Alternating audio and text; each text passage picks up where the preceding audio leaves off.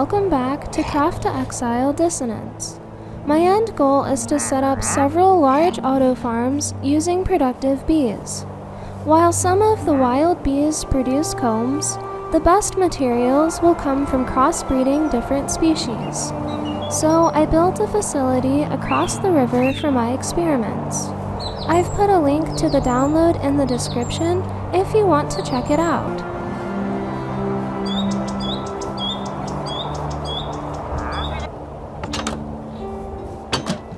It has 2 glass containment pods, so I can isolate and work on different varieties of bees. I also have a genetics lab by the front door. Release a bee under the pistons and smash it onto a bottler to make squashed bee material. Then use a centrifuge to extract the individual genes. Combine these with a honey treat and feed to a bee for a chance to gain the trait.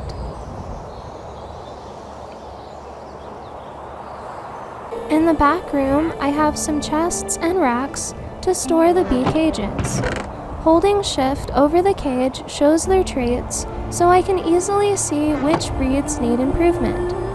I keep a few of each species for backup. In case something happens to the main colony, I won't lose all my progress.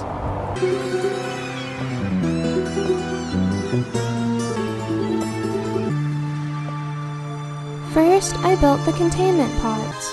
We don't want the bees flying away while their cooldowns refresh. I make a 3x3 enclosure with grass and flowers planted on the floor.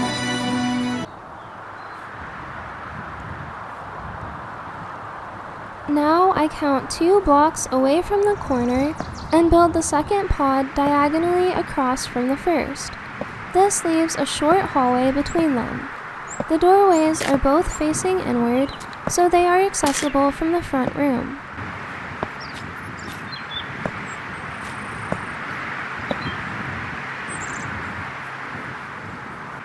Then I surround the pod with white and light blue stained glass around the sides and top. I embellish with some blocks of chiseled quartz.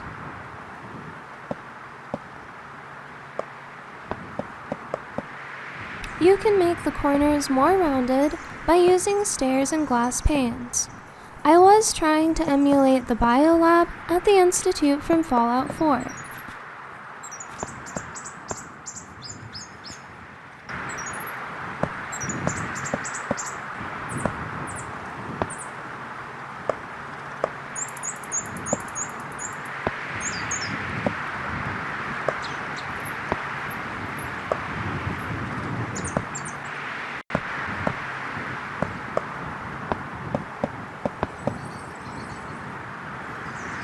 These enclosures will be in opposite corners of the lab.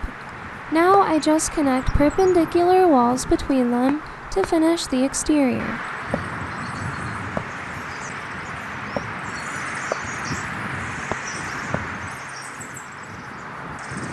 I chose a minimalistic design of black stained glass bordered with polished andesite and stone bricks. I like how the dark colors contrast with the bee chambers. Once again, I use the glass panes and stairs for texture.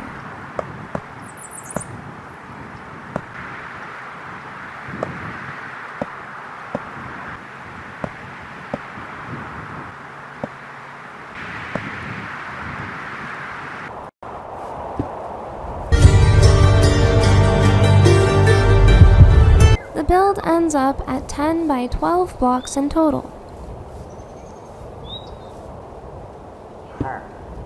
Inside the lab, there is some room along the right side wall. I place 2 bottlers in the middle and stock them with empty bottles. You'll need iron, glass, and a stone slab to craft it.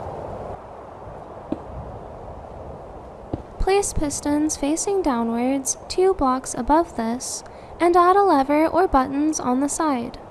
Then I add a centrifuge on either side of the counter, crafted from a cauldron and grindstone.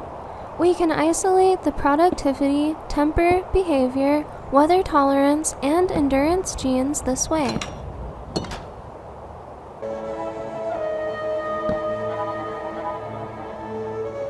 the back of the lab, I have some extra space that I can fill with chests and racks. This mod pack has many types of storage from all the different dimensions, so you have plenty of options. I do appreciate some variation from the standard vanilla chest. Add a couple rugs and a crafting table to finish up the lab's interior. Then I pillar back on top the wall. At the front and back, add 3 blocks with one more on top in the center.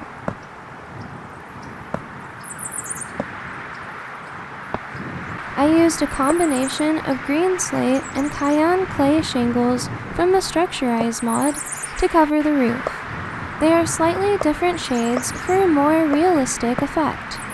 I add shingles along the inner edge of the open rooms, turning inwards at the corner. I place another row on the outer edge, straight back to the containment pod. Also, add a block in front to make an overhang. I repeat these steps above the storage room as well, leaving an S-shaped gap in the middle. Then add a second layer of shingles, wrapping around the inside of the opening.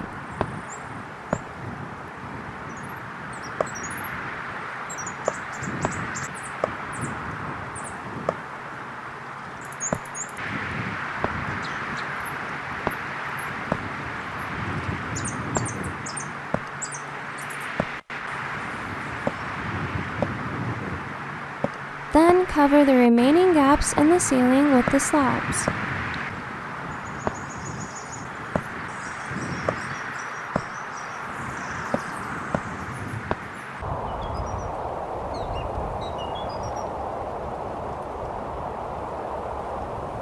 I added some upside-down shingles under the overhangs to finish the roofline. Inside, I fill in the ceiling with glowstone and cactus planks to brighten it up.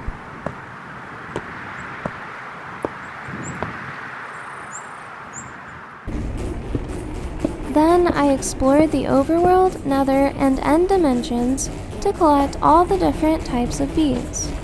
The nests are crafted from their respective block and a stone sword. Right-click honey treats to generate wild bees. I built these covered outposts so the hostile mobs don't bother me while I wait. You can store the bees in item form using bee cages for easy transport and storage.